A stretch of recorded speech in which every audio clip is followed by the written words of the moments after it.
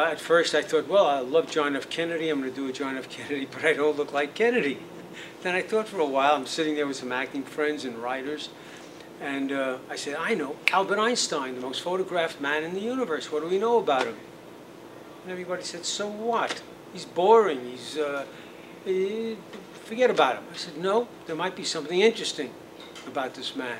I went home and I said to my wife, what do you know about Albert Einstein? She said, E = MC squared. And I said, oh, that's not going to make a great one-man show. It sounds boring. She said, well, let's investigate a little further. We did. We found out he was very comical. He loved the image at Princeton of sneakers, no socks, a hole in his sweater. So all that type of element created a certain character for me. And that particular character has a lot of humor, as well as this heavy scientific stuff of E = MC squared, the atom bomb, a Jew being kicked out of Germany by Adolf Hitler. I said, so let's put all those things into a certain rounded show, but humor will be encompassing all of it so that the people are entertained. And was that surprising to you that he had sort of that more comical side to Oh, him? I was flabbergasted. I was so happy, but I was flabbergasted. Then when I started to study old pictures of him at the Prussian Academy, the Nobel Prize Award dinner and all that, he was the only scientist that was laughing, had a wonderful look in his, smile on his face. All the others were serious, and he would say, what are you so serious about? We're only scientists. Enjoy life. Smile a little bit. Tell a joke once in a while. I said, this is the man. That's what I love. I certainly don't relate as far as the theory of relativity, even though my bachelor's degree is a BS in science. Still in all, he's way off in the yonder with the theory of relativity. And even the photoelectric effect, which is responsible for television and motion pictures today.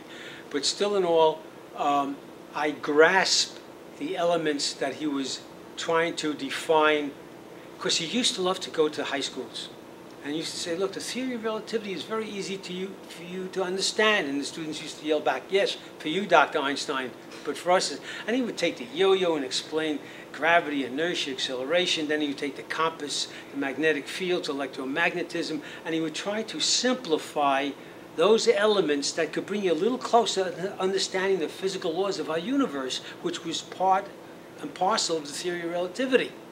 And so I took those elements that were very elementary, and I said, I'm going to incorporate what Einstein did and put that in the show so that nobody's left out in the audience. This is not high-tech at all science, but that you understand when he went to a high school just what he was trying to get these students to understand on a very basic, limited essence, so that you can understand where he took off from.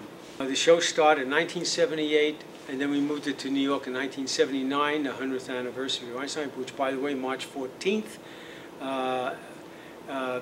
here at the Warburg College, it will be his 134th birthday. Hey, don't I look pretty good for 134 years old? Vanilla ice cream, he used to say, keeps me young.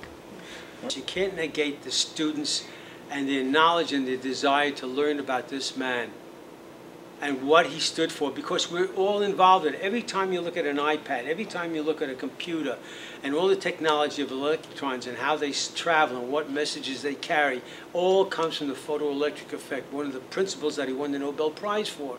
All of this thing, our space shuttles around the universe, our attempt now in 2018 to reach Mars, a manned spacecraft to Mars, all of that had to do with Sir Isaac Newton, Albert Einstein, and all their deep thinking about the universe and the physical laws. Why not? Why leave out the students at this small college? Why does it have to be a major theater?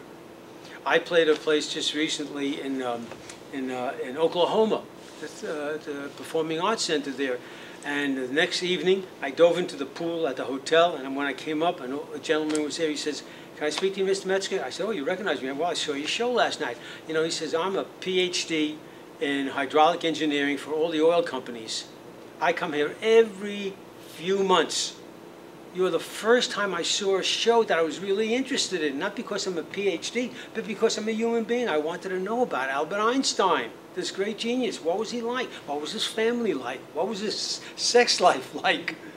Which I must tell you, it was pretty active. As later news came out, he was not a closet physicist. But I mean, he had his two marriages. He had a number of women that he associated with, which is all now public knowledge. But basically, he said to me, I came to the theater and I was so engrossed that somebody would bring this Now, Oklahoma, that area where that is, was not a small city. It's a big town. And these people never had the, the introduction to an Albert Einstein. And he was so grateful. And we went there 3 times in the last number of years. So that a small town is immaterial. It's the people and their interest and their wanting to know more about this man, what he stood for, because everything about us is between him and the other great scientists of our lifetime.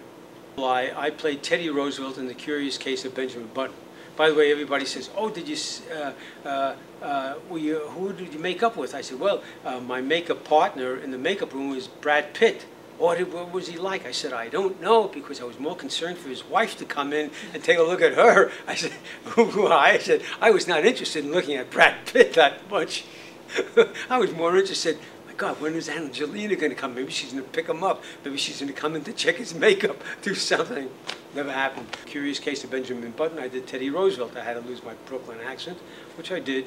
And the whole appearance was that of Teddy Roosevelt, heavy mustache and short hair and a part down the middle, so forth. So that I try to be a chameleon and be able to fit in where I can within reason. Yeah. Einstein is a German, Swiss German. So I have to put on somewhat of a German accent when I do the show, so that I lose most of that Brooklyn, hopefully. So in a certain way, the show has a little bit of that historical information, so that when the people leave the theater, they're a little aware of the importance that he had, even politically, not only scientifically, but politically, and why he signed that letter. There was no other person that was famous enough as a scientist to reach the president to understand that there is a bomb that could destroy a whole city at once. Here the president was really getting ready for World War II. He was worried about tanks and rifles and hand grenades and little artillery and some bombs that a plane would drop on and knock a couple of buildings out. But here, a scientist telling him could blow up whole cities. And who would listen to that? Except it came from Albert Einstein, who he knew personally. He said, well, he's not crazy. What is he talking about?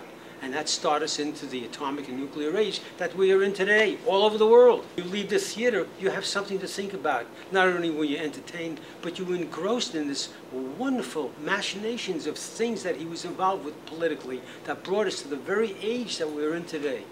All right. That's all I've got. Thank you. Thank you. Yeah.